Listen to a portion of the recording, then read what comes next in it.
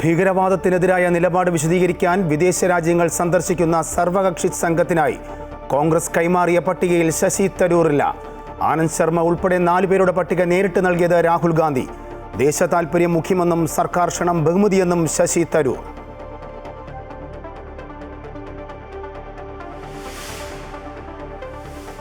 കാളികാവിലെ കടുവയെ പിടികൂടുവാനുള്ള ദൗത്യത്തിനിടയിൽ Nilambur south DFO Dhanik ലാലിനെ Thiruvananthapuram ഹെഡ്ക്വാർട്ടേഴ്സിലേക്ക് മാറ്റി. ACF K രാഗേഷിന് പകരം ചുമതല. നരഭോജി കടുവയ്ക്കായി ഇന്നും തെരച്ചിൽ. പരിശോധന 3 സംഘങ്ങളായി തിരിഞ്ഞ് കടുവയുടെ സാന്നിധ്യം കണ്ടെത്തിയ ശേഷം കൊങ്കിയാനകളെ ദൗത്യത്തിനിറക്കും.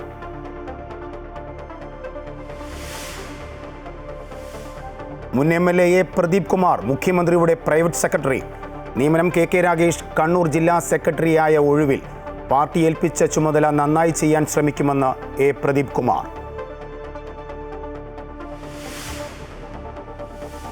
ഇന്ത്യയുടെ തിരിച്ചടി സ്ഥിരീകരിച്ച് പാക് പ്രധാനമന്ത്രി ഷഹബാസ് ഷെരീഫ്. റാവൽപിണ്ടി നൂർഖാൻ വിമാനത്താവളത്തിൽ ഉൾപ്പെടെ ഇന്ത്യ ബാലിസ്റ്റിക് മിസൈൽ ഇട്ടെന്ന് സൈനിക മേധാവി അറിയിച്ചതായും പാക് പ്രധാനമന്ത്രി. ജമ്മു കാശ്മീരിലെ സോപ്പോറിലും ശ്രീനഗറിലും വ്യാപക റെയ്ഡ്. പാകിസ്ഥാന്റെ ഷെൽ ആക്രമണത്തിന് ഇരയായവർക്ക് അവശ്യ സഹായമെത്തിച്ച് സൈന്യം.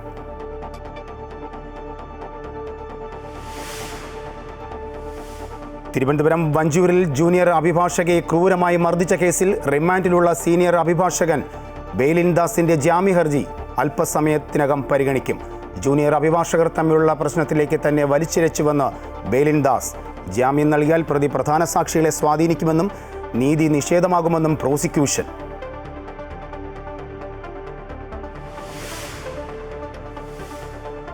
അർജന്റീന ടീമിനെ കേരളത്തിലേക്ക് കൊണ്ടുവരുന്നത് വലിയ സാമ്പത്തിക ചെലവുള്ള കാര്യമെന്ന് കായികമന്ത്രി V അബ്ദുറഹിമാൻ. ചില സാങ്കേതിക പ്രശ്നങ്ങളുണ്ടെന്നും മെസ്സി വരുമെന്നാണ് പ്രതീക്ഷയെന്നും മന്ത്രി. IPL മത്സരങ്ങൾ ഇന്ന് പുനരാരംഭിക്കും. പ്ലേ ഓഫ് ലക്ഷ്യമിട്ട് ബംഗളൂരു ഇന്ന് കൊൽക്കത്തയ്ക്കെതിരെ.